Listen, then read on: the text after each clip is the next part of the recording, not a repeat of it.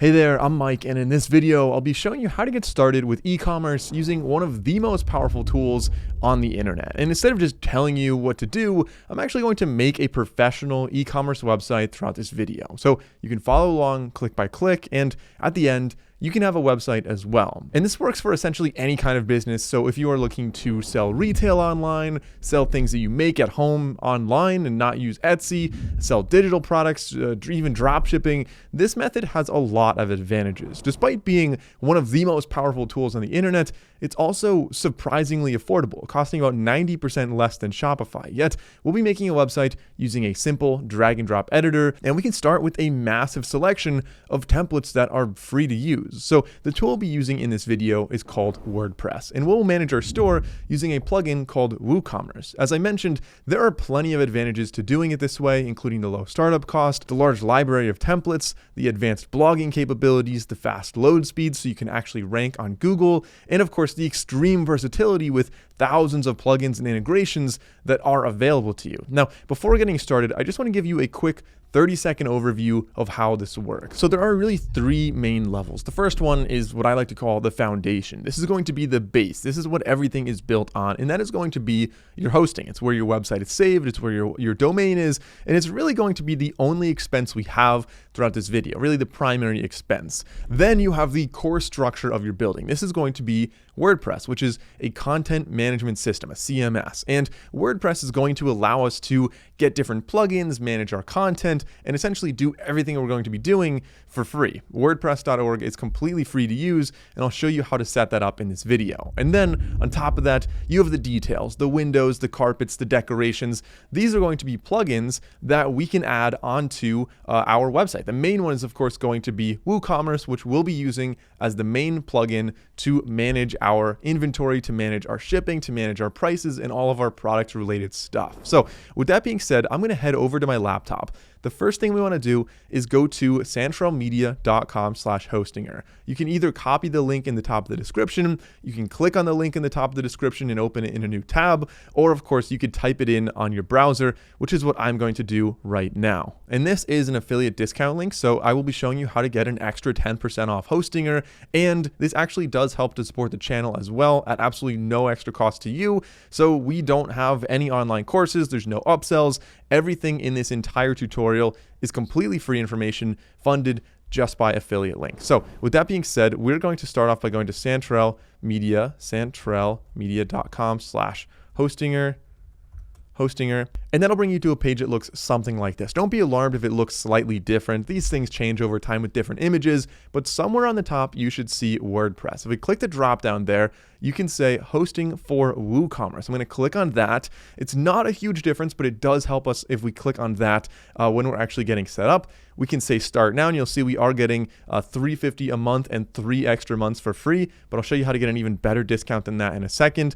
And we have 3 different plans for most stores that are getting started. The basic business plan is going to be absolutely fine. If you want to have things, for example, like multiple third-party stock management, order fulfilling, invoicing software, and stuff like that, maybe it makes sense to go up to the middle tier, but you can always upgrade later. I'm going to start off with the base plan right here. So I'm going to choose plan. And now we can select how long we want to have this plan. The longer you select, the more money you're going to save, and it'll actually renew at a lower price as well. So if you look at 1 month, first of all, this is the one that I definitely do not recommend doing. You're spending $14 plus a $5 setup fee. So it really is worth it to, at the bare minimum, get 12 months, and it's $3.99 per month. If you want to do 48 months, you save 50 cents per month.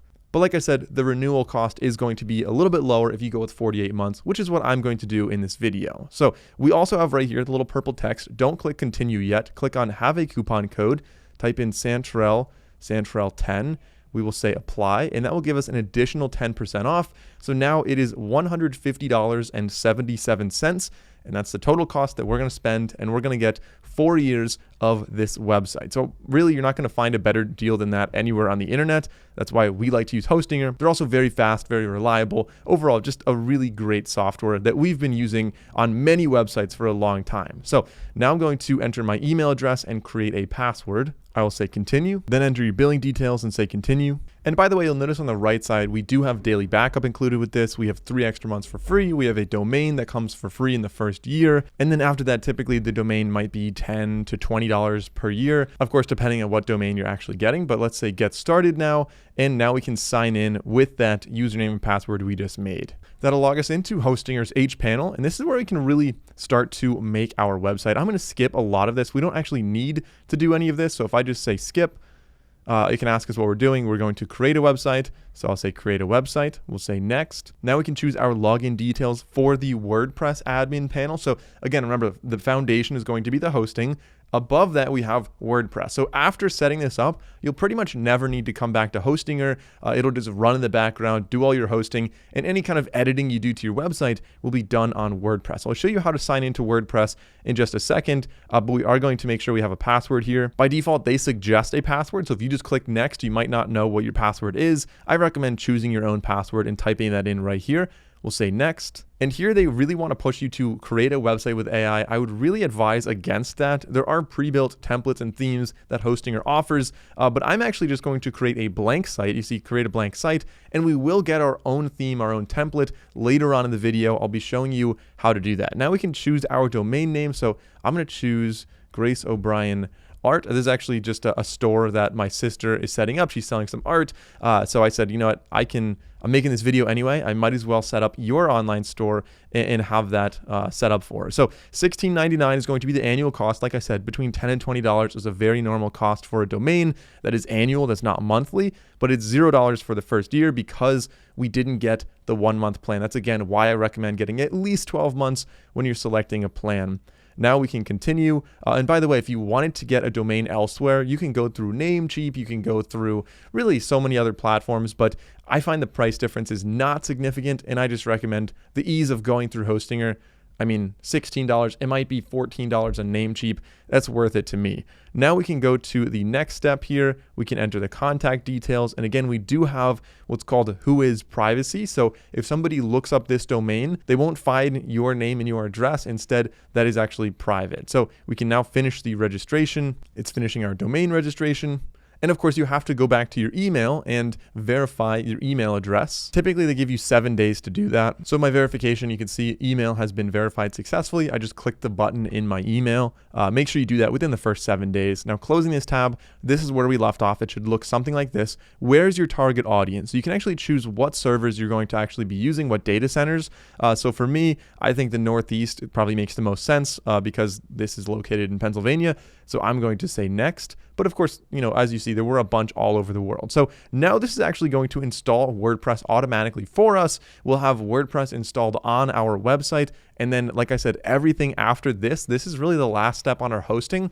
Everything in the remainder of this video is going to be done on WordPress or on the actual plugins that we'll be getting for WordPress. So let's wait a few minutes while this happens, and then we can revisit. So if you're making a WordPress website and you started off with something like Hostinger, it'll automatically bring you to your WordPress dashboard when you're done. But how do you access this in the future? Well, it's actually really easy to do. In a new tab, you can type in your domain, so graceobrienart.com, and then /WP-admin. So this stands for WordPress Administrator, kind of easy to remember. We can hit enter and it'll bring us to the login page for WordPress. And when you were originally setting this up, like through Hostinger, for example, it did have you make a username and a password. So I'm going to type in my email address right here, and then the password. So this is the WordPress dashboard. I want to run through kind of a summary of what's going on with the WordPress dashboard here. Starting off on the left side, you can see we have our dashboard on the very top. We can see updates. If we click on updates, any plugins or themes you have,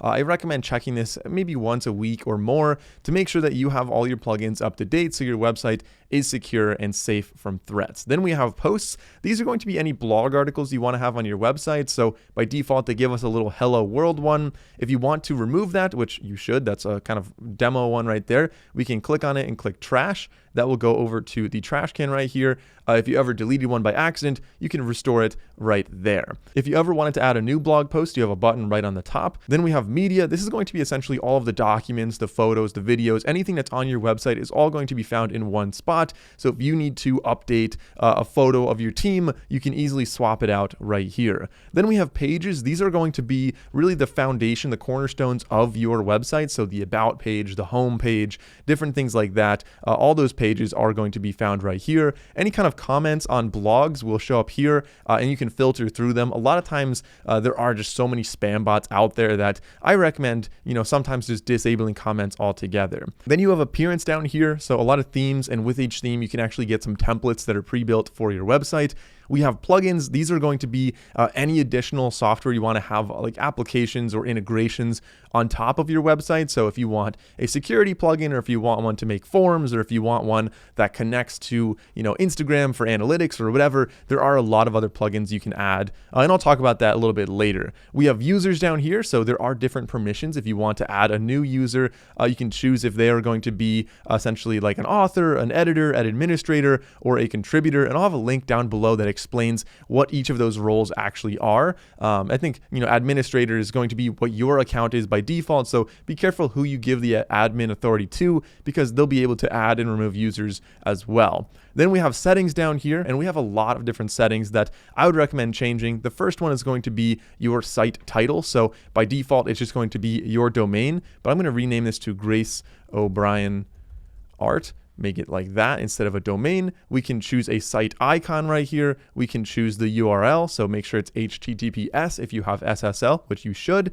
You can change the email address. You can change, the date format and a lot of things like that. Also, if we go down to permalinks, you can change how each link is going to be structured. So rather than like yourdomain.com / a bunch of random characters, you can have it / the name of your post, for example, or something different if you want to have the date and then your blog article name like that. So with that being said, let's start building out this website right here. I'm going to go to appearance. And if we want to get a new theme on WordPress, you click on appearance, you click on add new theme. And the one that I really recommend using, it's very heavily used. A lot of people use this a lot, and it is free to use, is actually called Astra. So I'm going to click on install, and then we'll have to actually activate it. So now we can click on activate once that turns blue. And now that is actually active. You'll see it's on the left side, Astra right there. So we now have this theme. That's the one we're using on this website. Now there are two more plugins I want to get right now. The next one is going to be Elementor. So if I go to plugins, I can say add new plugin. And here we are going to type in Elementor. We'll search for plugins, and there's Elementor right there. This is also free to use. You can upgrade if you want to have some extra little elements I'll show you later in the video, but the free one should work just fine for most websites getting started. Now we can activate that. So we'll activate Elementor. Now we have Elementor right there. So now let's add a new plugin. We're going to click add plugin. We're going to type in WooCommerce. WooCommerce. It should just show up as Woo right there. WooCommerce. There we go. So we can install that. That is installed. That'll pop up on the left side once we activate it. There we go. So we now have WooCommerce right there. And now lastly, let's go back down to plugins one more time. And we're going to add a new plugin. And this one we can just say starter template. Starter template. It should show up right there. There we go. We have our starter template. I'm going to click install now. That's installed. We can activate that. And we have starter templates ready to go. So on the left side, if we go to Astra, we can click on starter templates. That'll bring it to this page right here. It looks something like this. There's an AI builder. Again, I don't recommend using the AI builder. It's going to be someday going to be a great way to do it, but I really think it's better to do a classic starter template. So I'm going to say build with template. We are using Elementor. We already installed Elementor, so we're good right there. It's syncing the templates library. And then from here, we can choose, let's say maybe later on that little guy. Now here we can choose a lot of different templates. Many of them are going to be free. Some of them are going to be premium. You can see right there, but we could filter essentially all of them or just the premium ones if you wanted to. You can look at some that are going to be e-commerce. So I'm going to click on e-commerce because that is what we're trying to do here. And we can choose from, a whole selection here, but keep in mind, all of them will be very customizable. So if you don't like the colors of this one, for example, but you like, the font and the overall layout of it and the pages it comes with, that's just going to be a nice starting point that is very easy, like I said, to change the colors, for example. So once you have a chance to take a look at a couple different templates, you find one that you actually like for me, I like this one down here, the Earth one. I like how there's an image at the top, some text, a button, and then we get right into having the products right there. I think for this style of website, which is going to be selling some artwork, this makes a lot of sense for me. And whichever one you like, you can just click on it. It'll load the site right here. And you can take a look at like, all right, what does it look like right now? What would it look like if we changed the colors on here? Say maybe you want like a blue color tone, you want red, whatever. Kind of just a quick little idea of what it's going to look like. We can also change the font pairing. So I think the Jocelyn Roboto looks pretty good, but maybe you want something a little bit more elegant, a little bit cleaner, a little bit bolder, a lot of different fonts you can choose from. And of course, don't worry about which one you're choosing right now. It's good to get a good head start with this, but you can actually change all of these very easy later on. Now, we also want to upload a logo. So we're going to upload our file right here. Typically, this is like 500 by 500 pixels, sometimes even smaller than that. So I'm going to click Select Files. I will drag this over, and I'll open this right here. So now we have our logo. I can say Select. It's going to put that in the top corner. We can change the width of it as well. All right, so I'm going to click on Upload File here. We can click Upload Files, Select Files, and I believe I have one right there. There we go. So we have a nice little circle one, and we can say Select. We can change the size of this. We can change a lot of things about this. And again, later on in the video, I'll show you how to customize this even more, but let's make it something like that for right now. So I think this looks pretty good. I'm going to say Continue. We can choose what features we want to have on here. So e-commerce, make sure that we do have WooCommerce selected right there. And I'm going to say Continue. Now we have to enter our first name, last name, email. Now we have to enter our name, our email, and we can then say I understand and say submit. And this might take a couple minutes. It's just going to add some plugins. It's going to be adding WooCommerce, which we already did do, but again, we have that with this template right here. There we go. So we didn't actually have to add WooCommerce as a plugin before. I did it. I like to do that just in case you get a template that doesn't have WooCommerce. You can then add that later on. But this one added it anyway. So we have WooCommerce, like I said. We can view our website. It's going to show us in a new tab. So our domain, graceobryanart.com. We've got the logo up there. We've got everything that was in the template. So a pre-built website. All we have to do now is go in here and edit this and add our own stuff. So before we do that, we're going to go back to WordPress, click on the little logo on the top left there. And we first need to add our products because we're going to have products on this website. So in order to do that, on the left side, you'll see WooCommerce, and below that, you'll see products. So if we click on products, it's going to have a bunch of dummy products right away. So these are things that we are not actually selling. These are just from the template. I can select all of them by clicking this little checkbox. Let's dismiss that. And the bulk actions, I'm going to move them all to trash and then click on apply. That will get rid of all of those products, which, like I said, we don't actually want to have products that are not ours on this website. And so now we can add a new product. So let's say add a new product.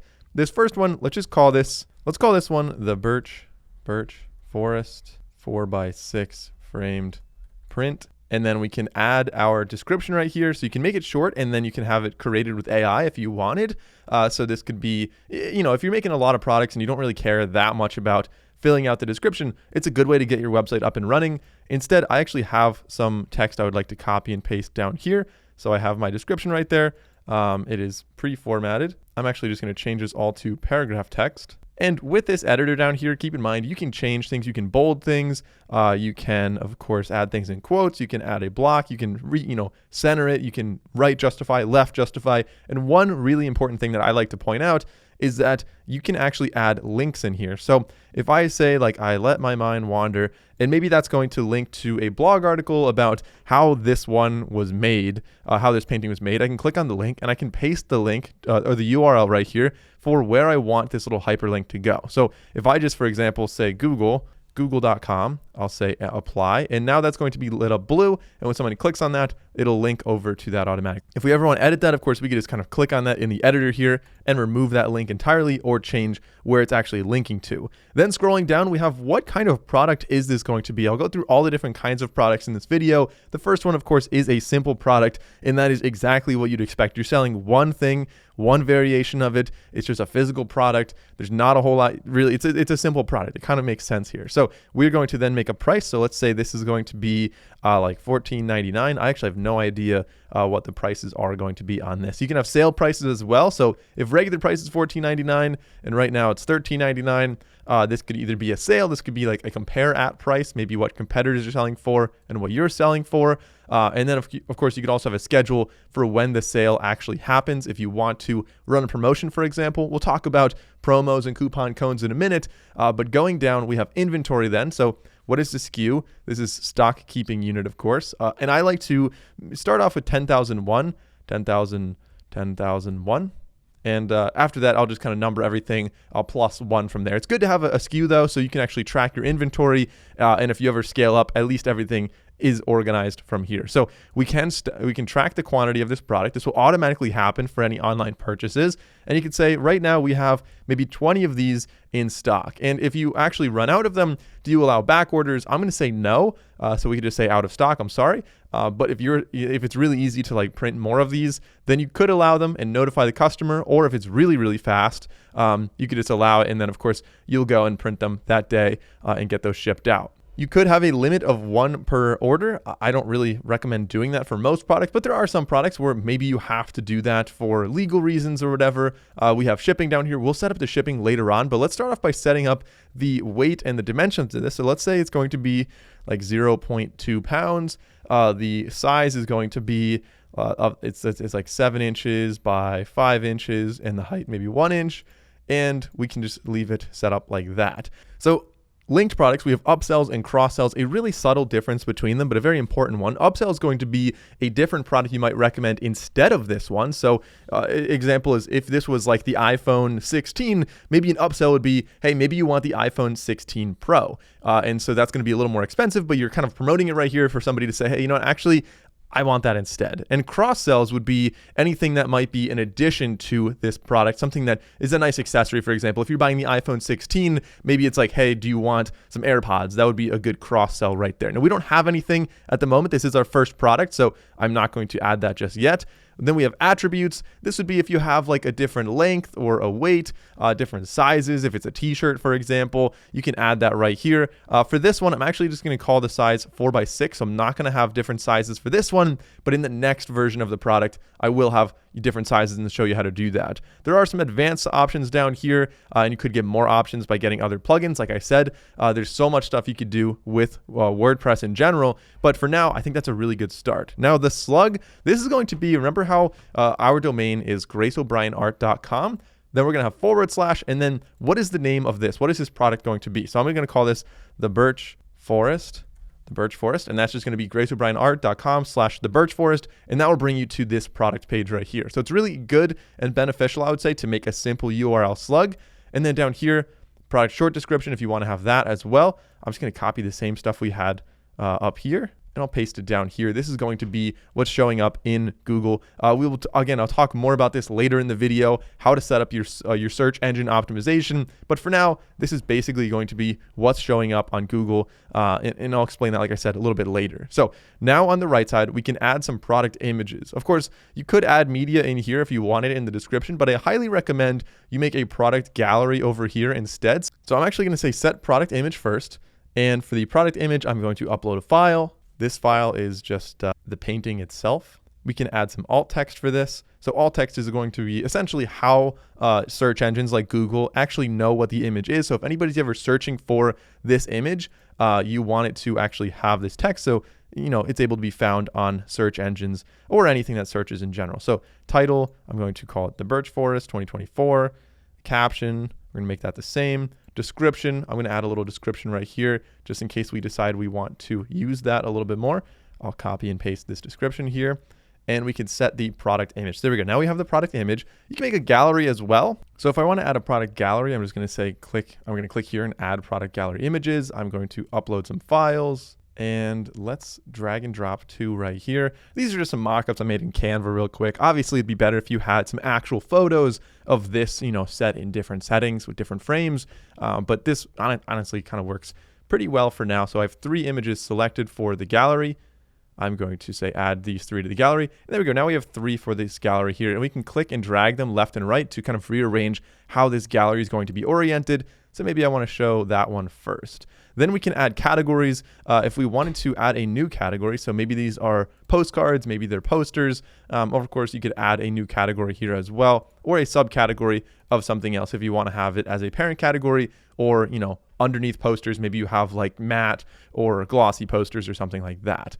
So I'm going to leave it on those 2 categories. We can add tags right here. And if you have a brand, you can add a specific brand there. That's more so if you're doing any kind of retail. And then when you're done, you can either preview it. So if I hold Command and click preview, it'll show me the page. It'll look like this. I think this is a pretty clean page right here. Nice little gallery. You can see what this actually looks like there. It shows, with the text, the font that we chose. I think this looks really good considering we've done basically nothing so far. So I'm going to close out of this and we are going to say publish. You could also save it as a draft if you wanted to come back later and add some more and you're not ready to have a product on your store just yet. So there we go. We have our first product. Congratulations. You've made it further already than probably 90% of people who start making a website. Most people don't have anywhere near this level of a website being complete. So now we're going to add a next product. Let's say add new product.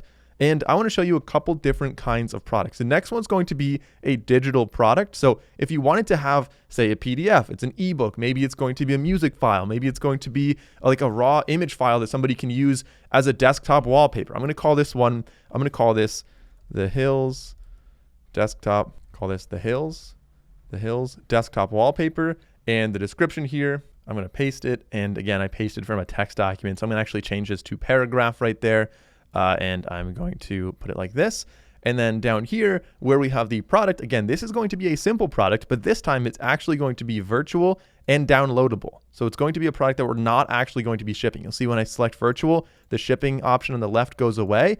And when I click downloadable, it allows us to add the file right here. So I'm going to add a file. The file name is going to be Rolling Hills of California wallpaper. And we can choose the file. I'm going to, again, click on upload here. And I'm going to drop in the file right here. Again, you can add the alt text over here. You can add a title, the caption. I'm not going to bore you by doing all of that for every single one of these. So I'll probably do that off camera. We can set a download limit. So maybe you can download it unlimited once you purchase it, or maybe you could expire after, 1 year or a certain amount of time. I'm going to leave this as unlimited or never. Actually, I'm going to leave it on never. And then down here, again, the slug, this is going to be, let's just call this one wallpaper. So graceobrien.art.com/wallpaper will take him to this one right here, assuming this is the only one you're actually going to be selling as a wallpaper. Up here, we have, of course, the price. We haven't set that yet. So maybe this is going to be like $2.99 for this.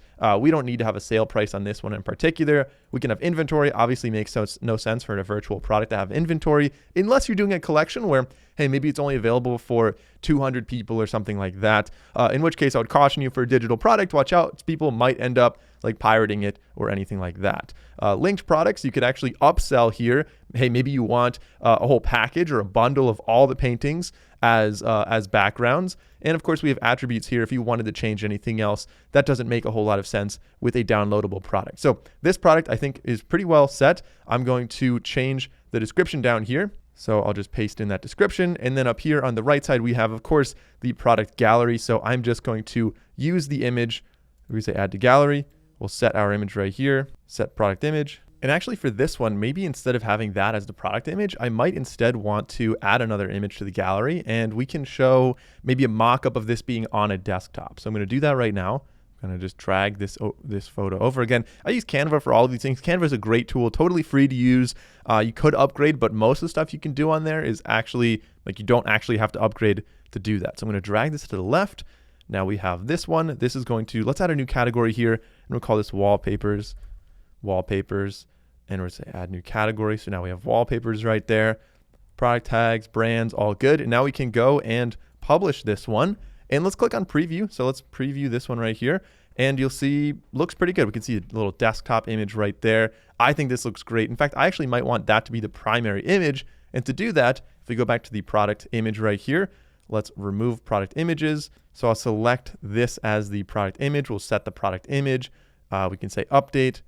And now I can preview the changes, and you'll see, there we go. So now we have the desktop wallpaper set with this painting. I think this looks great, ready to go. We can add to the cart. We'll change the settings in a second to make this actually purchasable. But for now, I think we're really making a lot of headway here. Let's add another product. I'm going to do this maybe 2 more times and just kind of show you some of the different styles of products. So this time, maybe we want to have different variables, different sizes of product that are available. So I'm going to add another painting here. So for this product, I'm going to, I already had a description, I have the name of it, and then down here, of course, let's add our price. We can add our inventory. So let's add our price, and then click the drop down. And this time we actually want to have a variable product. So for the variable product, I'm going to add attributes as it's prompting me to do right here. So we'll say, got it. We can add attributes, and this could be size.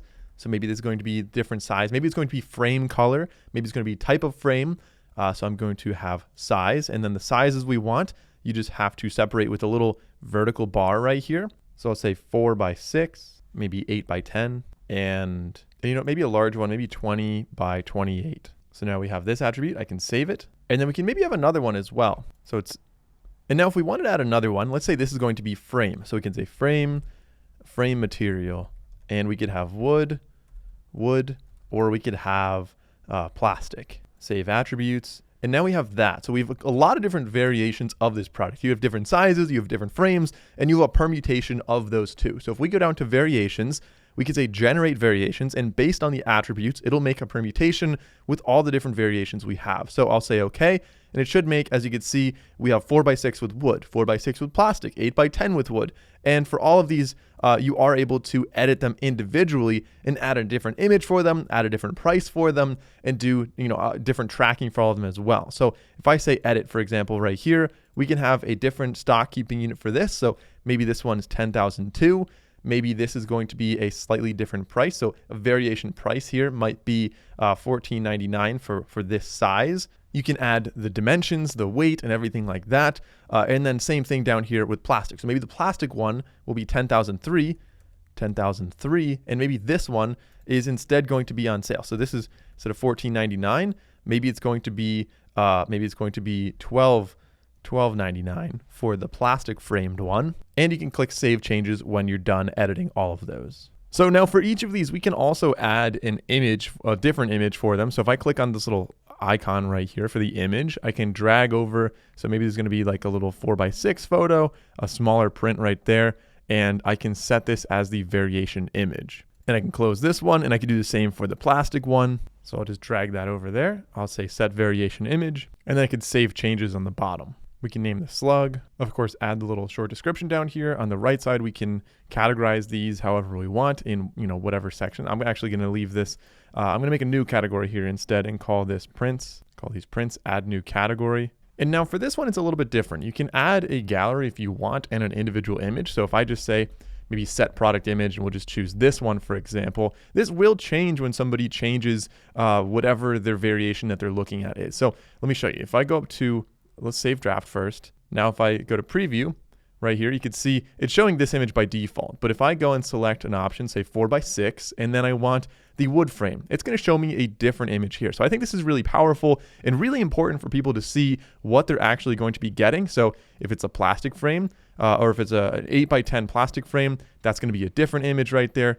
20x28 plastic, 20x28 wood. You can see these all look a little bit different. So it's really important, I think, to really add those variations. You'll also notice that we have the price changing on all of them as well. So if I go to 4x6, you can see the price is going to be different for that one. And the SKU on the bottom is also showing up there different for each of them as well. So this is all functioning very well. This is exactly what we want. I'm going to publish this product. And another thing you'll notice is if we go to preview right now, so if I go to preview changes, on the bottom, it should say that we currently, see if you can see that in screen recording. Yes, you can. We can change the visibility settings. Right now, this is in coming soon mode. So if somebody goes to our website, it just says like, hey, sorry, we're not quite ready. So I'm going to say change visibility settings, click that right there. And I am going to say live. This is now a live store. We can save changes. And because this is live, people will be able to, first of all, see it, but also make purchases on there. So it's really important that we set up the settings. Just in a couple minutes, I'll be doing that. So I have 3 main products right now. I'm not going to make the other kinds of products on camera right now. I'll make a bunch of other of the same product. I have a whole library of photos and paintings I want to put on here. But just to tell you what the other styles of products are, in case you're wondering, simple product, we talked about that. We talked about virtual and downloadable products. We talked about variable products.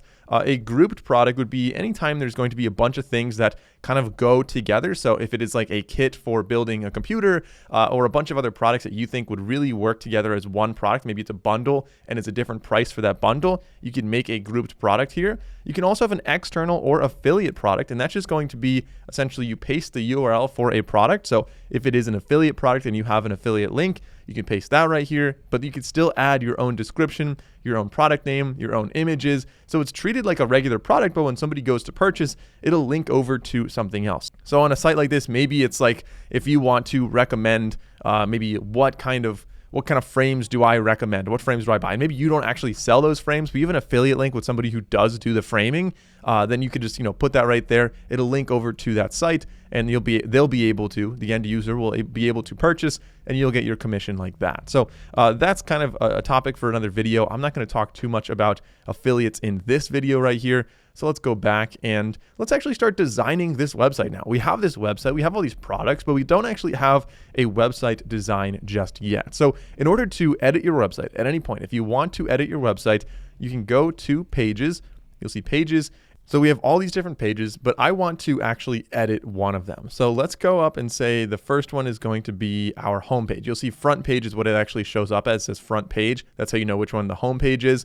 And a little quick note here, if we say quick edit, you could rename any of these pages. So the home page, you can call it home, you could call it whatever you want, and we can change, if you want to have a password for this, make it a private page, you could do all of that.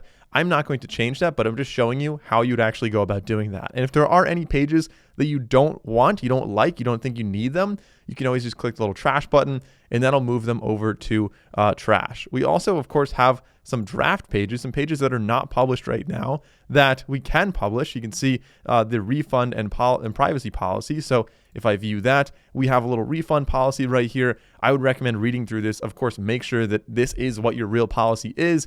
And if it's not, we can edit that. But let's talk about how do you actually edit these pages. Let's start off with the home page. First of all, I think that's the logical one to begin with. And you'll see we could click edit. Do not click edit. That's not what we want to do right now. We want to edit with Elementor. Click on that over here. So if I click on edit with Elementor, it'll bring us into this drag and drop editor that we installed called Elementor. And again, this is free to use. You could pay to upgrade, and I'll mention maybe why you would want to do that. You don't have to do that. I've made plenty of websites with just the free version of this, but I'll point out what the differences are in just a minute. So we can skip this or just close out of this. And this is now our website. So by default on the top, it didn't bring over that image that we originally saw, the mountains, because we're going to put our own image there anyway. As you scroll down, you'll see this is using what is called a section layout. So if we just look at this from the big picture right here, you see this little pink icon right here. If you click on that, it kind of highlights, it's really, really thin line. It's hard to see, but everything that is this gray background right here is one section. If we scroll down, everything in this next little box right here, next, so it highlights it in pink, this is another section right there. So we have all these sections stacked one on top of the other, and typically the backgrounds are the easiest way to pick out the different sections. So this is a section, this is a section, and then the footer and the header are kind of special versions of sections. Within each section, you can have different columns, different rows, different containers, and of course, different elements. So this is a good example, this one right here. You can see if I click on it, it outlines this entire section, so everything in white down here. And we have on the top, we have a bit of a container right here. So this container has one little block of text on the top. Oops, I accidentally moved that. And then below it, it has 3 columns. So you can edit the columns. You can actually drag them back and forth and change the size of them. And within basically the entire editor, if you want to move anything, you can click on it and you can drag it to somewhere else. So I could put this text in this little container right here, in this little column. I could put it up above. I could put it to the left of this entire container if I wanted.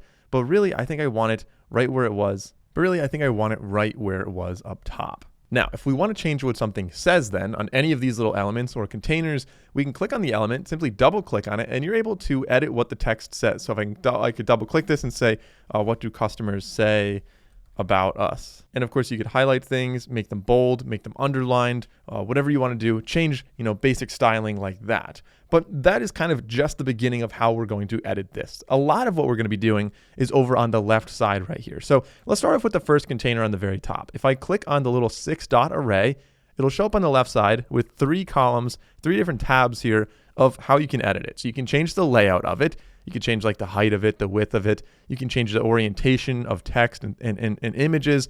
We can change the style of it, and this is going to be like what the image actually is. If you want to have a background or any layer on top of that, and if you want to, like I said, overlay or change the border or dividers. And then advanced is going to be more so if you want to have space below or above it, that's going to be your margin and your padding. Or maybe down here, if you go to responsive, you can actually hide this on a tablet, on desktop, or on mobile. So if there's a section that looks really good on a desktop, but on mobile, it just takes up too much space, you could just toggle, like let's say this section down here. If I click on this, go to advanced, go down to responsive, I could hide this on mobile. In that way, on the very top here, you can see these are actually different ways to view your website: desktop, tablet, mobile. If I go to mobile, You'll see the website's there, but this is all grayed out, meaning anyone who goes to the website on a phone just won't see that at all. It'll go directly from the top and then immediately skip down to this. I actually like keeping that, so I'm gonna not hide that from mobile. But let's go back to the desktop editor and start editing the top here. Like I said, click on the 6-dot array. We're gonna click on style, and let's choose an image for the background on the very top. I'm gonna say choose image. I can select an image right here. This will go on the top. Okay, that's a pretty good start. But now our text is going to be completely invisible. So I'm gonna edit that next. If we want to change how this text looks, very similar to the section, you just click on the text and you click on the little pencil icon on the right. So click on the text, click on the pencil icon, and we can change the style of this text. We can choose the text color. We can choose what happens when you hover over it versus when your mouse or your cursor is not over it. And we can choose if we want to have a shadow, stroke, or any other typography changes. And keep in mind, I would recommend not changing fonts too much on one website, because when somebody visits a website, their computer has to load the fonts. And if you have a lot of fonts, it's going to take a while to load them, which gives the end user a really slow experience visiting your website. And also, Google knows that it takes a long time to load websites, and they will deprioritize your website in rankings, meaning you will not rank on Google as high as you could if you only have, 1 or 2 fonts. Really, 2 is the recommendation. So now let's change this text. I'm going to change it to Grace O'Brien Art. I'm going to highlight this, and this definitely cannot be green. It's going to blend in way too much. Let's see what it looks like if it's white. White's getting a little bit better, and maybe we can add a shadow or a text stroke. Let's start with a shadow here, and let's make it like a very dark shadow like that. Dark shadow, and maybe it's going to be a little bit more opaque, Then we can add some text down here, and we can change the style of this text to match the text above. And even though this is getting a little bit easier to read, it may be a good idea to add an overlay on the background. So let's go back to the background right here. If we scroll down, we can say background overlay. Right now, we don't have any kind of overlay. You can add an image on as an overlay. So sometimes people have a white background and like a little leaf in the corner or something like that. But what we could do right here is I'm just going to make it a classic background. We're going to make it a single color. This color, let's make it a variation of like a dark green, maybe something like that. We can choose the opacity. So obviously very opaque right there, and very transparent right there. We can make it something in the middle, so it's still very easy so you can see it's significantly easier to read that now just by making this slightly darker. So play around with it, find the right level, and now let's change the button. So if we click on the button or click on the pencil icon next to the button, you'll see when I hover over it, this one definitely does change in color. So we can go to style, and we can start off by changing the color of the button. So I'm going to say the button color, let's make it white by default. And then when you hover over it, maybe you can turn to a dark green. So let's change the color to a deep green, maybe something like that. And we want to kind of do the opposite with the text then. I'm going to say that the text color should start off by being maybe a really, really deep green, something like that. And then when we hover over it, the text can then change to a white text. So when we hover over it, it should change to green and white. So it kind of acts like that. You know that you're hovering over the button. We can also add a little bit more of a little radius to the corners there. You can see it looks very sharp, and maybe that's what you're looking for, but I like to have a little bit of a radius on a lot of the buttons. So I'm going to go and add a radius, keep clicking up. Something like that feels a little bit more approachable. You can also change the radius. So if you only wanted a radius on like 1 or 2 corners, you can click this little link button right here. Looks like a chain link. And you can set the radius individually for each one. So let me just do that real quick to show you. If I didn't want one on the top right or on the bottom left, I could put 0, 0, and you see kind of a different shape of a button right there. I'm going to link them all back up to 13 though. I think that looks the best here. And we can change the margin, or the padding rather, in the similar fashion. You can unlink if you want to have more space on one space or another. So above, there's a lot of padding up there. And additionally, you could link or unlink that. Let's add a box shadow here so it stands out a little bit more. I'm going to click on the color icon right here. Let's make this a little bit more opaque so it's a little more visible. We can add a little bit more blur to this, a little more spread. There's a little too much spread. And we can offset it a little bit vertically and a little bit horizontally so the shadow's down or to the right. I think I'm going to dial that back just slightly here, just so it's a nice subtle shadow on that. So we're starting to make some progress right here. Let's change what this button actually does though. So if we scroll back up and click on content, the button right now does absolutely nothing. You see this little pound symbol right there. We can enter a link. So if this is going to be shop now, which I would actually like to change that to view gallery, and we can link this then. So we can link it. So you say link options. You could choose this if this is going to be in a new window. No follow, do follow links. You don't have to worry about that right now. But let's say we want this to link to our gallery. So to find our gallery, we can go back to our dashboard, or if you already just, you can enter this link later if you wanted to, but I'm going to do it right now. So we'll go to pages, and right now we don't actually have a good page that is our gallery. I'm going to say the shop page right now. So if I go to the shop page, you'll see right now we don't have anything there, but I will make this into a gallery. I'm going to rename it gallery. So let's use this link for now. So we have this link. I'm going to use this link. I'll just paste it right there. There we go. Now, if you ever did want to, by the way, this button doesn't just have to link to a website. It could be a phone number so somebody can call you. It could be an email. It'll automatically open up someone's email application on their phone or desktop. Or it could even be to a different part of a page. So you remember that little pound symbol that we had in the beginning? Let me just do that with another button. So I think this is a pretty good start here. But let's say we want maybe a button down here. Let's go and add something new. So I'm going to click on the little plus here, little plus icon. And first, let's say we want this, maybe there's going to be a button right here that scrolls you down to here for whatever reason. There's something called an anchor. So if we go to this, it's actually easier just to search for anchor, menu anchor. I can click and drag that and say, maybe we want this to be like right there, or we could drop it down here. Maybe it's going to be right there. So this is an anchor, and we can name this one. We're going to call this bottom. We're going to call this the bottom anchor, and nobody's actually going to see this anchor. This doesn't exist for anybody except for you as the developer. And then up here, if I have a button, let's go and add a button. So click on the plus icon. We'll look for a button, and maybe this button I'm just going to drop. I'm going to drop it up here. I'm going to remove this, but just to demonstrate, we have a button right here. And this button, I want it to link to that little anchor on the bottom called bottom. So what I'm going to do is leave a little hash symbol there, a little pound symbol, and we are going to say bottom. And now that button should be linking down to the bottom. So let's make sure it actually does that. I'm going to go to preview, click the little eyeball icon on the top, and it will preview this in a new tab, which, by the way, I think this is already looking pretty decent. If we scroll down, you'll see this button. I can click bottom, and it scrolls you down to the bottom. It would scroll further, but there's actually nothing below, so it scrolls as low as it possibly can. So this is now functioning. That is an anchor. That's how that works. I think it's a really great feature, and you can also compound that. So if you want to link to another page and scroll down to an anchor on that page, you can absolutely do that with that feature. So we don't need that though. Let's go down here, click on this, click on the little pencil icon, or right click on it rather, and we are going to delete that. We don't want that on here. Same thing with the anchor down here. Click on the 3 dots or the 6-dot array, right click, and we can delete that as well. Now, if you scroll down, you'll see this section right here. If we click on the 6-dot array, it's a container that has another section inside of it, another container. And so you can edit them, the two things independently. One is going to be the full width if we want to change the background on that.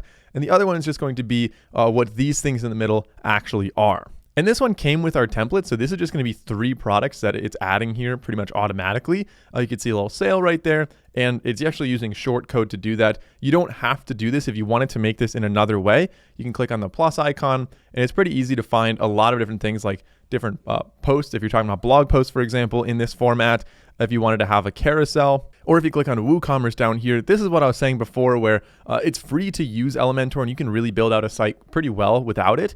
And there's plenty of workarounds if you wanted to like put an image here, put text there, and then put a button down there to purchase. But if you do upgrade, like you have options that are just different elements become available to you. So down here, the WooCommerce ones, you can have like products or an archive of products, product images in a nice big carousel. So if you wanted to do that, it may be worthwhile to upgrade. I'm not going to upgrade for this website in particular, but just know that those are available right there. So if you check this out, for example, you can have like that widget, which shows you a lot of different products, one big one on the top and a bunch of, little options down on the bottom, a bunch of different images down on the bottom. Now, by the way, this actually can be changed as well. So if you just look at this short code, let's change that to 4 products, and we're going to do 4 columns. And now I only have 3 products on here, but you could totally have a 4th one and it'll show up like that. So you're able to kind of play around with that little code as you see over on the left side. If you wanted to add another one right there, easy way to do that. And this is also just pulling all the information from your actual product or your product pages. So keep that in mind. By the way, in the top right, you want to click on this as frequently as possible and just say save draft, just to make sure that if anything happens, it is auto saving, but you want to make sure that you're actually, you want to make sure that you're not losing any work if anything happened. Now, of course, I have 3 very different products, but let's say you want to kind of have this same format for so many different products. You have just like a lot of different paintings or a lot of different t-shirt designs, and you want to like save a lot of work, have the same pricing, have everything else the same. You could just click on duplicate and it's going to duplicate that product right there. It's going to call it copy, and I could just make a different painting, a different one out of this right here. And it's going to, if you go down to variations, you'll see we do have all those variations down here. We have those images. We can replace all of those images, which I definitely would recommend doing. And you want to update the SKU so it's not 10,004-1. Instead, you want it to be like 10,008. So now down here, let's say I want to add a section that's going to be like about the artist. In between these 2 sections, you'll see a little plus icon appears right there. If I click on plus, it's going to allow us to add a new section. Now in this section, you can either say plus again, and it's going to allow you to choose the layout. If you want a grid or if you want a flex box, then we also have, sorry, let me just show that again. We could also add an AI-based thing. We could use different templates. So starter templates, for example, for individual sections. There's a ton of ones down here. And I recommend looking through this because it might save you a lot of time if you know it's an about me section. So maybe it's going to look exactly like, I know I saw it, like this, for example, could be a great example of how you'd want to do that. But to show you how to really build this out, I'm going to click on the plus icon. So I'm going to click on plus. Let's start off with the flex box. I'm going to do flex box and we're going to do 2 columns right there. And you can click and drag that back and forth to have whatever ratio you want from left to right. So I'm going to have it a little bit wider on the left. So we're going to have some text over here and I'm going to have an image on the right. So let's click on the plus icon. I think you guys are probably picking this up by now. We want to click and drag image over to here and then hit the plus. We're going to click and drag text or title over to here. And then let's add a little paragraph below that. We're going to add text editor right below. You want to see how it highlights a thick line right there, and it's going to drop it there. And then maybe below that, we want to add let's say a button. There's going to be a button down there, a little button, and there we go. Okay, so it's looking rough right now, but we're going to actually make this, we're going to start making this look a little better. Let's start off by changing the image. So choose image, upload files. Let's go with this image right here. I can select. And then for the text editor, you can see on the left side, you can either double click and just kind of, sorry, I didn't mean to do that. You could either double click and edit right here, or what I like to do, just so you don't accidentally move things like I just did, is actually edit over on the left side in this little text editor here. So I'm going to highlight everything. I'm going to paste in a little about me thing. That's actually a bit too long. So we'll use this in another part of the website, but for now, I'm just going to remove the entire last paragraph. So let's remove the last paragraph here. I'm going to delete that. Still a little bit wordy, but it's kind of, I think that's a good start right there. We'll have an about me page entirely. And so let's actually make this button down here link to that. So we're going to click on this and we're going to say, let's say read more about me. And this is going to link to the about me page, which if we go back to pages, so I just switched tabs there, we can go to pages, we can go to about. If I click on edit, it'll show me the about page URL right over on the right side right there. There it is. So I'll copy this, copy. And we're going to paste it right here. So https://graceobrienart.com/about. So now this button will link over to that. I don't need to change the button too much, but you guys know how to do that. Of course, like I said, if you go over to style, maybe I'll just start off by adding a radius, match the same radius of 13 on there as we had on the top. And we could edit all of these buttons, of course, make it a common theme for all the buttons in general, which is really the right way to do it. But let's just continue editing this website for now. Let's say this image right here, I want to add a little radius to that, kind of soften up the image a little bit. If we go to style, we can add a border radius here. So we can match it with another 13 radius. There we go. And by the way, I recommend as you edit the website, it's very important to go and see what this looks like on mobile as well as on tablet. But you can see on mobile, overall, this looks pretty decent. That sets up in 3 different lines. The image still looks pretty solid. It shows all the products like one by one in a stack here. Then the about me, it's a little bit long, but I think that works pretty well. I would like to have this above that in the mobile site, honestly. But let's continue editing. So far, it looks pretty good. Sometimes you go into the mobile editor and the photos just move all over the place and they look terrible. And so that's why I think it's important to kind of revisit this as often as possible while you're editing the site. Now, again, let's go up here and we're going to save as a draft. In fact, I'll actually just publish this so we can visit the website on some other devices and see what it looks like. All right, so I don't really think we need this section right here. I just click on the X and that will get rid of that section. Same thing with this one, same thing with this one. We're just gonna keep this more of a simple website here. We can add to it in the future if we want, but let's start off very, very basic. Then down here, maybe I want to add a gallery. That might be the last thing we could add in here. And so for the gallery, let's just make this a flex box, and it's just going to be a basic flex box like that. And if we click on plus, let's see what we can add that would be really like a gallery. So portfolio is the logical one right here, but again, that is going to be behind the pro paywall. So just to kind of show you how you could work around stuff like that. If you wanted to, you could add a grid, and then in that grid, you could just have all of your images set up like that. So I can go into plus and just add an image to each one. And so we have this whole grid being built out. I'm gonna add another image, and I can just kind of duplicate these, just right click and say duplicate. And let's make a little 9 grid, an array of 9 here. So there we go, we have 9 now. And so rather than making this something that we had to really set up, and pay for Elementor Pro, like I said, you can totally work around almost anything there. If we click on the little pencil icon, we can also set up a link here. So if I go to link, this could be a custom URL, and I could go to the shop page for that individual product. So let's choose an image right here. I'm just gonna go with all the different images that are available. Let's say the first one maybe is going to be this one right here. So maybe I want to add a heading above this then. To do that, I'll click and drag container. I'll drop it right there. It'll show up above. I can click on plus and let's add a heading up here. And let's just say that, let's call this gallery. And then we have some photos right here. And of course we can add more. I showed you how to do that. But with each one, let's go and link maybe this one, for example, or I think, let's see, this one we already have listed as a product. So I'll go and add a link here, custom URL. And then if we go back to products, of course, you can find all your product links here. Go to products. Find that one, which I believe is right here. Go to edit and just copy that URL slug. So now we have the URL is going to be our site / and then the name of that product. So we have that one. I can click away. Let's close out of this. And I think for now, I'm going to leave it right here. Let's talk about how we can edit other pages on this site. It's really easy to do. You could either go from right here, just click on a little drop down and edit some of your other pages from here, or you can go back to your WordPress dashboard. So just reminding, from WordPress dashboard here, click on pages, and then we can go and edit, say, the about page. Maybe that's the next one we could do. Say edit with Elementor. So this is what our about page looks like. Honestly, I really don't like how this is set up at all. So I'm just going to delete this entire thing. I don't think we need it to look like that. Instead, I'm going to have it set up with a flex box. We're going to have a 2-column flex box. It's weirdly totally top justified. So what we're going to do is go over to advanced and just make sure we add a little bit of padding on there. There we go. And then in here, I can, of course, just like you guys are really probably starting to pick up on, I'm going to add an image over on this side. I'm going to add some text over on the left side. This is going to be really similar to the about page. So about me, we're going to add an image right here. Maybe I'll use a different image this time. So I'll say select. And then of course, on the left side here, I'm going to add my text editor right below about me, edit the text on the left side. And again, this paragraph is going to be a little bit too long. So I'm going to cut this one out. And I'm going to move it a little bit lower instead.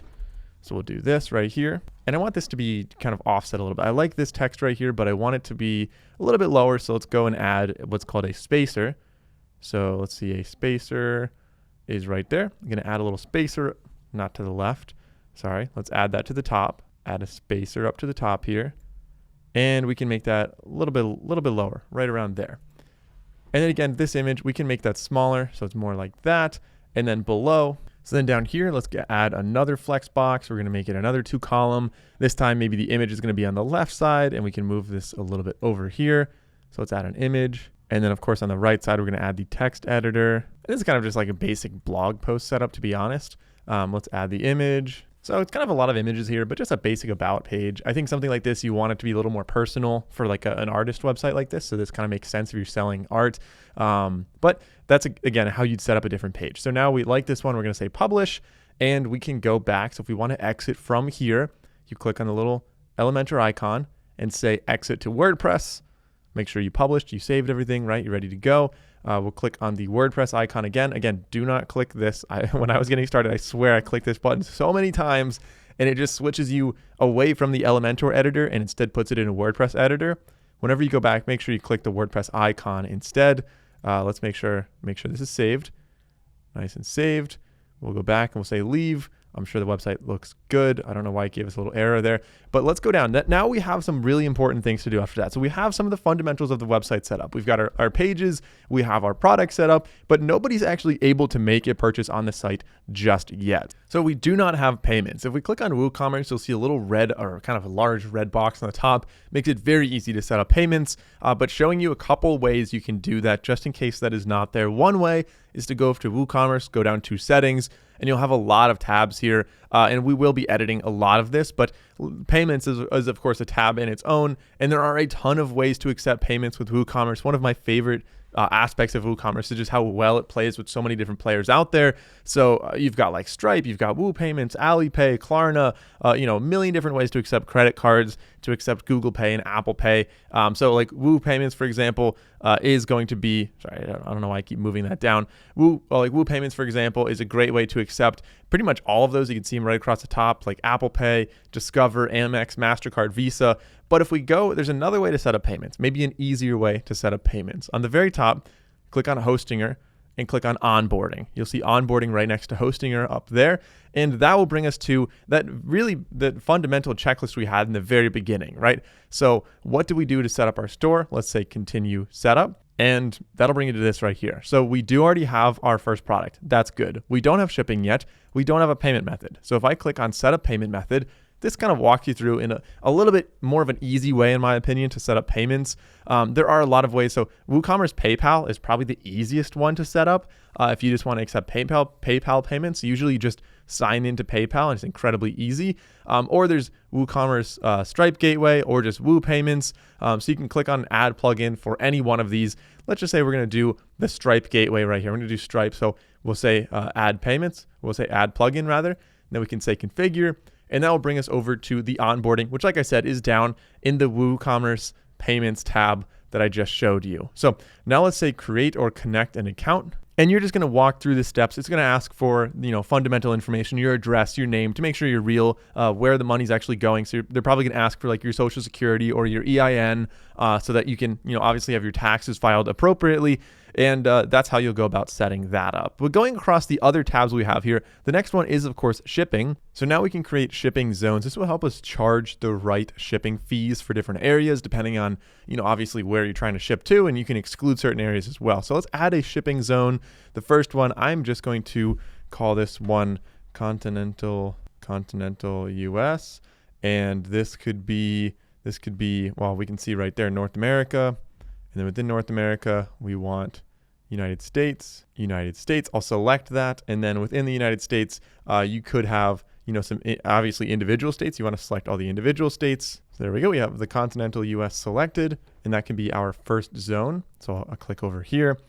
We can add a shipping method now for this one. So this could be maybe free shipping within the continental US. It could be flat rate, or maybe local pickup if you offer that. So I'm going to say continue on flat rate. This I'm just going to say, let's say flat rate is going to be like $4.99. I will create and save.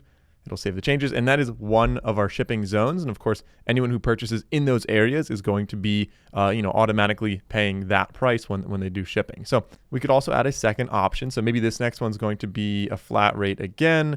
And this one's going to be, let's say $15.99. And this is going to be express shipping. So that one's express. And by the way, we should rename this one, not just flat rate. We can call this one economy shipping, or just standard shipping. So now we have two different options for shipping. That looks good. Of course, if we wanted to make more zones, we can just click on shipping zones right here, and we can add other zones. The rest of the world right now, no shipping methods offered. That's fine. But this is just a really easy way for us to kind of charge the right fees there. Continuing through some other housekeeping items for WooCommerce. So the general settings, we haven't set that up yet. Let's set up our address, and we can choose the selling locations. I could just say sell to specific countries, United States. We kind of already took care of that with the shipping locations, but to cover my bases, just to make sure nobody accidentally places an order from another country, I'm going to set that right there. The default customer location is going to be the same as your location, but you could have it for other language reasons, maybe geolocated based on where they are. If you're an international company trying to sell globally, enable tax rates. Like I said, talk to your local tax advisor for that. And of course, you can use coupon codes. I'll talk about how to set those up in just a minute. Currency options, we're using US dollar. We're using the thousand separators, a comma. If other parts of the world, it might be like a period, and the decimal might be a comma. So depending on where you're located, make sure that's correct. And of course, save changes on this. If we go over to accounts and privacy, this is for account creation of customers. So you can allow them to, obviously anybody could create an account on here. That's really nice that they can do that when they're purchasing, but you could allow guest checkout. That's kind of what I would recommend as well. So you don't lose potential customers. You could also, if you really wanted to require, we can also enable login during checkout if they want to, if we want to have that account set up for them. You could require it. We can also allow them, we can allow them to create an account during checkout, and obviously read through some of these on your own, make sure everything makes sense for you. Now, I mentioned coupons. Let's talk about how to set up coupons. If we click on the left, sorry, let me save here, go down and click save. So on the left, underneath WooCommerce, you will see home, which of course is where we are right now. So on the left, under WooCommerce, you'll see home, which is just going to be like this right here, just kind of some basic, dashboard stuff. We have orders. So when somebody orders something, you'll see the orders will show up here. You'll see customers. So any information, if somebody says like, hey, I was a customer a month ago and this is what I ordered or whatever, you can see the customer database here. And then of course, coupons. So this is a really powerful tool that I would recommend kind of exploring and playing around with. There are some extensions. You can make personalized coupons. You can have smart coupons, URL coupons. The easiest one, if you want a site-wide coupon, is just going to be create your first coupon. So here I can create the coupon code. Let's call this one save 10. You could also generate one if you wanted to, but let's just say save 10 right now.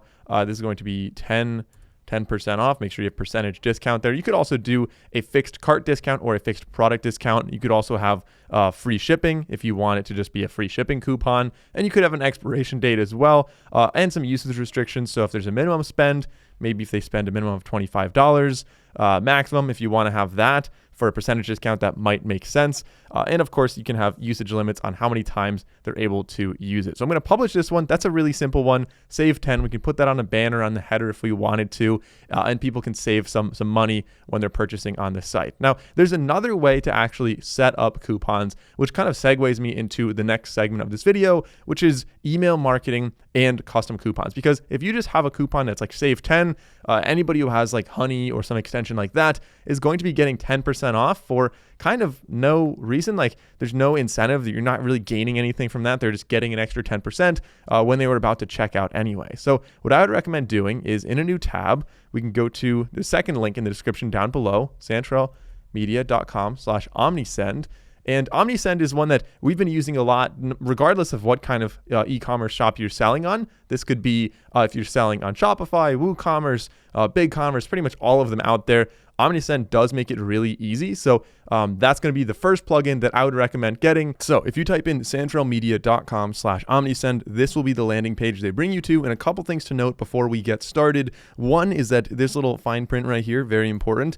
You get an additional 30% off plus 3 months for free if you use the code Santrel30. So you can just click it and it adds it to your clipboard. Otherwise, you could just memorize that and type it in if you wanted to. Also, the number is $68 for every $1 you spend. That is the average ROI that people are getting using Omnisend. So if the average for other people is any indication of the success you could see, this could potentially be a good investment. So now we are going to say start now, and I'll walk you through how this is actually configured. So we're going to sign up with email. My business is e-commerce. I agree. Sign up. And of course, click the link in your email. That'll bring you to this page right here. Make sure you select WooCommerce down there, and we could say none on the bottom. We'll say continue. And now some basic information. This is the last step here, just business address, and then continue to Omnisend. So now we have an Omnisend account. Didn't cost us anything right now. We're already set up. We're ready to go. And we want to click connect to your store. So we're going to select WooCommerce now. Let's close out of that. So now they give us instructions on how to do that. You don't actually have to download the plugin. You can simply go back to your WordPress dashboard. You can go to plugins, which is down here. We'll go to plugins. We'll say add new plugin. And from here, you could upload if you downloaded that plugin, if you click that link right there. But I think it's easier just to search for Omnisend. We'll search for it. And there we go. Omnisend. Make sure it's the one that's by Omnisend. No imposters or anything like that. And email marketing for WooCommerce by Omnisend. That's exactly what we want. I'm going to say install now. And then we can say activate. Great, so now we have Omnisend for WooCommerce. You'll see it on the left side. If we click on that, all we have to do is link our two accounts. So we'll say connect to your account. All right, now that should prompt you to add your logo, choose your colors, and this is all going to be used across your different emails. So make sure you have the right color code for these. If you don't and you have your logo somewhere, you can always go to Google. So go to Google and look up HTML color code identifier.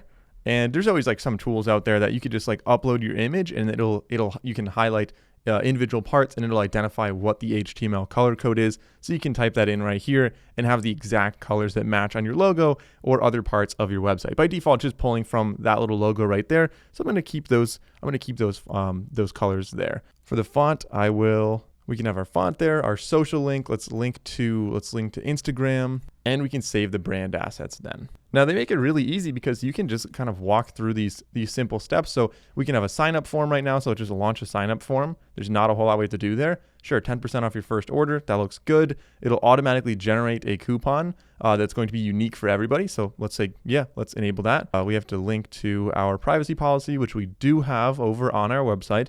If we go to pages, we should have privacy policy right there. If I click on edit, I can then copy the link to this privacy policy. Okay, so let's copy that link.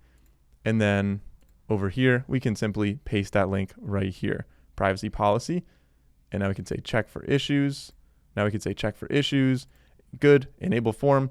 This one's ready to go. Now I'll talk about upgrading plans in a second, but let's stay on the free plan for now, just so we can set up the other things we have. The welcome workflow, I'm going to click through this one as well. So we'll start the workflow. That's like when somebody gets an email, that's like when somebody signs up, there's an automated plan. We can also recover abandoned carts. So this is really beneficial. If anybody goes to your website, they type in, they're about to check out, they type in their email address, and then for whatever reason, they don't finish the sale. They don't actually click purchase. Maybe they got distracted, something happened, somebody called them. This will send them an email after a certain amount of time and tell them like, hey, you had this in your cart, maybe you want to purchase this, maybe you forgot. And if they don't do anything, then you can give them a bigger incentive and say, hey, here's like 10% off, like you were interested, maybe you want to make the purchase today. And that's a great way to, not have to retarget people. You already have a pretty warm lead there, someone who's interested, and you're able to actually turn that into a sale using an automation right here. So speaking of that, if I say launch workflows, it's probably going to prompt me, okay, we can actually start this. I'll talk about the paid plans in a second, but let's say start workflows. And you can build out some really advanced workflows on your own here, but even just using the ones they have is quite powerful. Here we go. This is what I expected. A lot of these you will have to upgrade to the plan. So let's view the plans. I'm going to say view the plans. We'll say continue. And although you can stay on the free plan, if you want to send a lot of emails, which this is going to be doing, there is a standard and a pro plan. So the pro plan also includes SMS, but you can see right there, 500 contacts per month, 1,800 emails for 3 months. For a lot of people getting started, this is the one that probably makes the most sense, the most accessible for a small business. If you already know you're going to have a lot of contacts very soon, if you know you're going to be sending SMS as well to really enhance your conversions, then maybe consider going with the more expensive option. I'm going to go with the cheaper one for now, just for emails. I'm going to continue to billing information, and I'm mostly doing this so I can really show you what the tools are which are available for a WooCommerce store. And I think this is really powerful. If there's only one subscription I would recommend on top of WooCommerce, I think it's probably going to be something like this, which can do a lot of remarketing for you and ideally increase your sales. All right, there we go. We now have that set up. I can say continue, and now we can create that email. So let's say create email. Okay, so now that we have that set up, let's close out of this. Let's go back to where we were in automation. So I can click on automations here. And here we have abandoned cart checkout, or abandoned checkout, abandoned cart, and the welcome email. All of those are like ready to go. We can create our own workflow and just kind of giving you a quick rundown of that. There are a ton of other ones that are already built and automated. So post-purchase, you could look for reviews, you could cross-sell different things. And so let's just check out maybe cross-sell, for example. If I click on this, it will show us the entire workflow. So let's close out of that. The entire workflow is right here. So you have your triggers at the top. So this could be like certain variations, certain category names, certain product IDs, certain SKUs. Like what is actually going to trigger this automation? What is somebody ordering that will then have this sent to them? And it could just be all products. So we'll just say the product SKU is 10,001. That's one of our products. I'll say save, and that is now a trigger right here. We could also have exit conditions. So they, condition 1, they placed an order. So you can set up your triggers right here for what is going to initiate it. Then you can say wait a certain amount of time. Maybe you want to wait 2 days after they order it, or maybe 5 days, so you make sure they actually had time to receive it, and then you get another email sent to them. And this is the email right there. We say, hey, we think you might like these other products as well. Thank you for your order, and you can do this. So I can say start workflow. So now when somebody orders, it'll automatically do that entire thing. It'll make that whole process will be automated and will occur without me having to do anything. One other workflow I want to point out, like I said, would be special occasion, and this could be a birthday one. So if you have a birthday field in your sign-up form on your website, then you can send people a birthday gift, a birthday present that says, hey, like here's 40% off a purchase, or here's free shipping or free whatever, like an extra free gift when you spend $25 on our site. You can customize all of those coupons that are made individually for everybody who's visiting here, and that way it's not going to end up on like Honey or some other site out there, which is going to be, so let's go down here. I'll show you exactly what I mean. So this little discount right there, let's say edit content of that email. So this little discount code is going to be a completely unique discount code if you set it up to be one. So what I mean is, let's just delete this. I'll show you what I mean if we're going to add this from scratch. So on the left side, we have quick add. So if you want to build out this email, you have a quick add. You can add like buttons and text and images, all the usual stuff, very much like what we saw in Elementor, where it's just click and drag and drop. But let's say we want to add that coupon code that is unique. Static ones would be like save 10 or spring 5 or whatever. A unique one is going to be different for every individual person, and this actually configures the entire thing for you. So not only does it make a unique coupon code and email it to the person, but it also makes sure that that works on your website so they're able to redeem that discount. And you can see it's a very unique one. You're not going to be guessing this. It's not like fall 10 or whatever.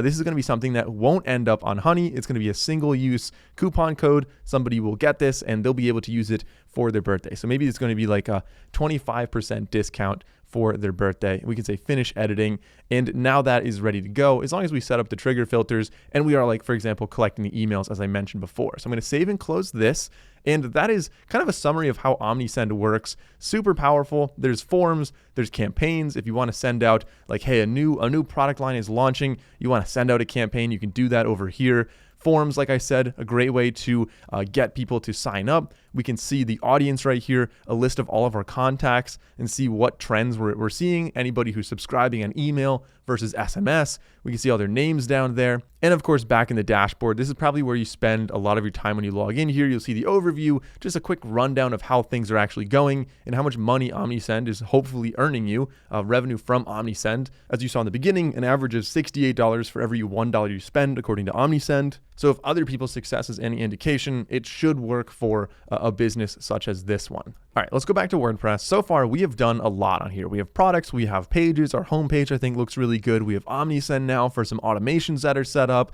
We, of course, have our shipping and our payment details set up. We've got coupon codes on here. We're ready to do some marketing. We can link up with a lot of other platforms. So like TikTok, for example, Instagram Shop, if you want to have things, on Meta's platforms as well. And there's so much more you can do with this. But taking a closer look at the left side, you can see it's getting a little bit noisier now. There's a lot going on. And I think it's important to do a quick rundown of this again, just so you know where everything actually is. So at the very top, you'll see Hostinger, and below that, Dashboard.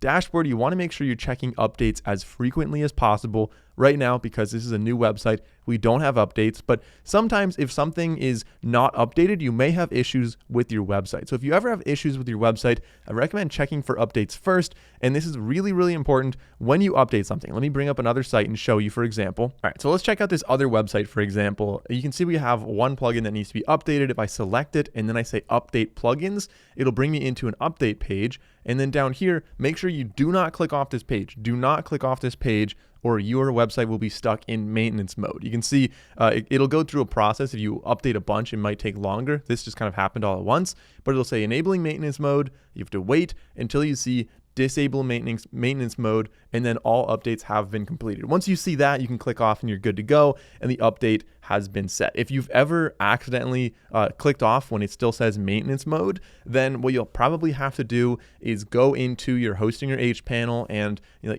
disable maintenance mode there. Or the easier way to do it, if you are really uncertain, is you just go and roll back to the previous day with your daily backups that you have on Hostinger. So we have a lot of plugins going on right here. You want to make sure you don't have too many. So go through every now and then and see if there's any that you just don't need. So maybe, for example, there were some that I already disabled. If you go over to inactive, there was like 1 or 2 I already got rid of. But we can say add new plugin. And one that is very, very valuable in protecting the security of your website is going to be called WordFence.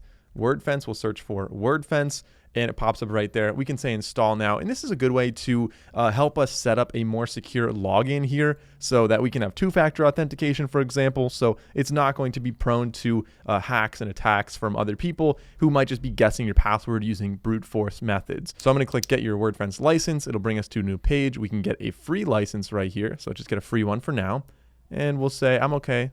Free license is okay. No emails. I read and I agree. All right, so now we got an email. And in your email, you should have a link. I'm going to paste that link here, and it'll automatically install my license. I'll say install license. And like I said, I didn't pay for this. This is free. This is a free version of WordFence. And I will now say go to dashboard. And in the dashboard, there's a couple of things you could do. You're able to block certain countries and different IP addresses around the world. You're also able to set up a 2-factor authentication for login security, like I said. So login security on the left side. We can set up 2-factor. So if you want to, download your recovery codes, and of course, if you want to get like an authenticator app, that's a great way to set this up so that nobody's able to just log in or guess your password and log in and really destroy your website or even just steal it from you. So WordFence, super, super powerful, especially important for an e-commerce business like this. Let's talk about one more plugin before I move on to another topic. This next plugin is going to help you to rank on Google. And again, this is another free one, kind of could pay for premium, but I've never really found a need to. We can say add new plugin, and this one is called Yoast. So kind of like toast, but with a Y, Yoast. And I can have links to these in the description if you guys want, just make it easier so you can find them. But we'll say install now. And then we're going to activate this one. So we'll say activate, and that will give us Yoast SEO. So SEO stands for search engine optimization. The idea is that it helps you rank on Google. It helps you optimize to have the right keywords in certain places, to have images and good load speed and everything. And the real place you're going to see this, like, yes, you can go through the Yoast setup wizard down here. It'll walk you through how to do that, some basic stuff. But really what I like to use this for is up in pages and posts. So if you go up here to posts, and we can click on posts. Right now, there's a little dummy post that came with this template and just hello world. This is going to be blog posts. And anytime you want to write a blog, you'll be coming here. We'll do that in just a second, but I want to demonstrate what Yoast does. If I click on edit, so not editing with Elementor, just edit in general, you'll see on the right side all of our metadata, like the link, the author, basic stuff like that. But if you scroll down, this little block down here, this is all done by Yoast SEO, everything down here. And really what it does is it tells you, little red frowny face is bad.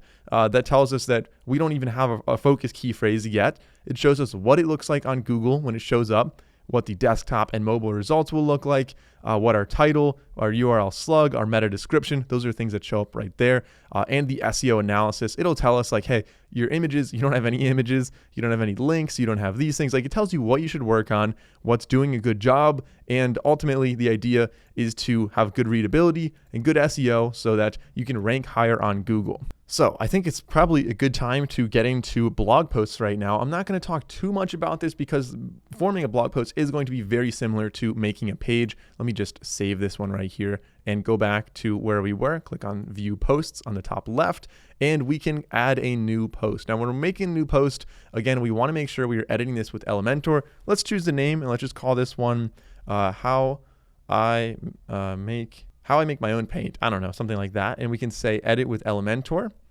and that will bring us into the Elementor editor over here. And within Elementor, you're able to, like I said, build out this blog post using the same. So let's close out of that little pop-up right there. It's good to see that's working. That's Omnisend working right there. We're able to build this just like we were any other page. So you can click and drag headings over.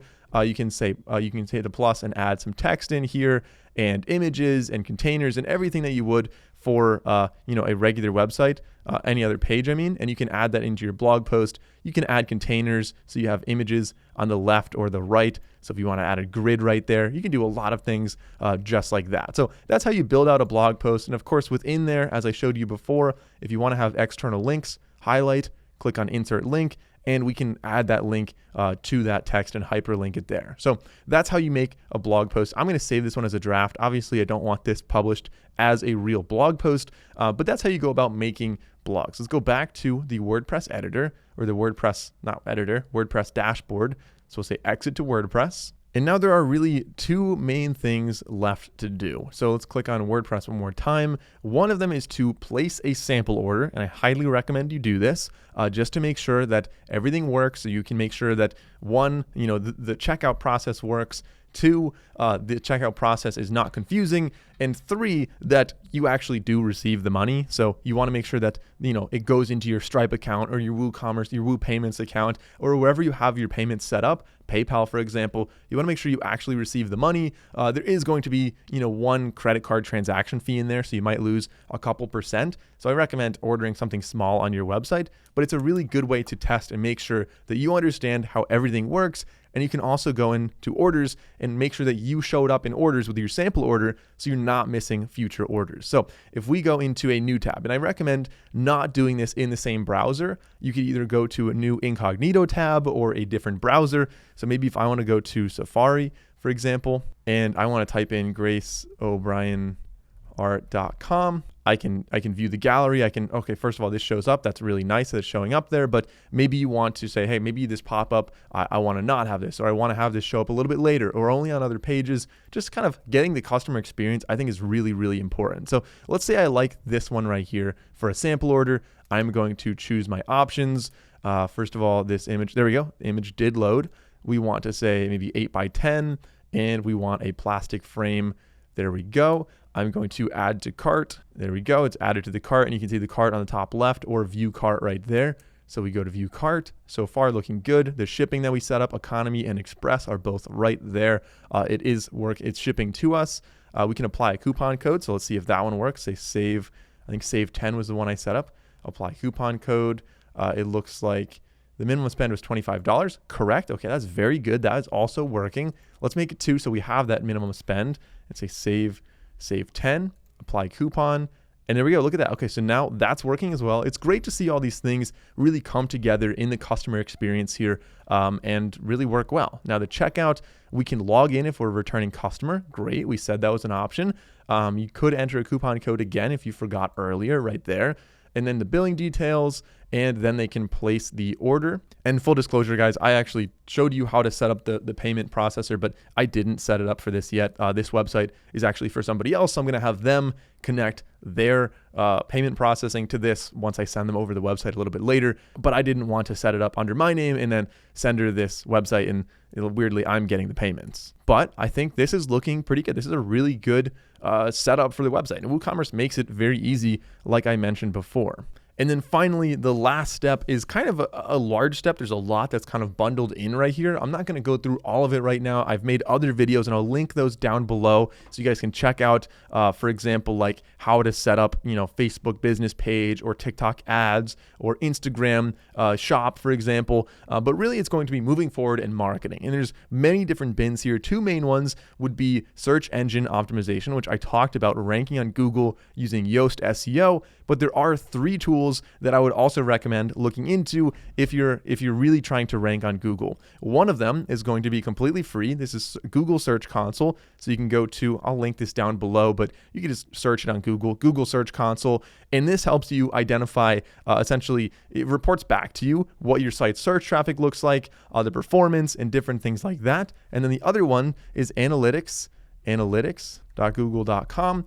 And this you can connect, it goes through your Google account, you'll connect to your website, and this will show you who's going to which page, how long they're spending on pages, if they end up on a 404 error page, different things like that can really help you identify what the site flow is, what the really customer flow is on your website. Incredibly powerful and totally free to use as well. So I highly recommend setting those 2 up. A third one, if you're looking for one that is more paid and you're really trying to rank with blogs, what is called SEMrush, and I'll have a link down below if you want to check that out. But in essence, it can show you what competitors are doing, what keywords they're ranking for, what articles are outperforming the norm for them. It can help you kind of strategize and figure out where you want to move and what your competitors are doing, so you're able to at least keep up with them and eventually get ahead of them. So that's the Google side of things, ranking on Google with the blog articles on here. The other side is, of course, the social media aspect. And if you click on marketing on the left side, you'll see we have some things here. We have the ability to set this up with Pinterest,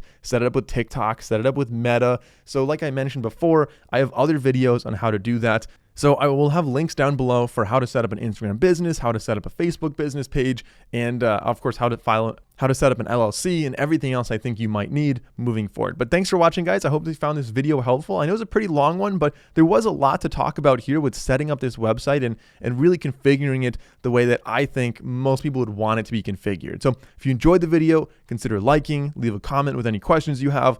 I'm Michael Bryan. I wish you the best of luck on your website, and I'll see you in the next video.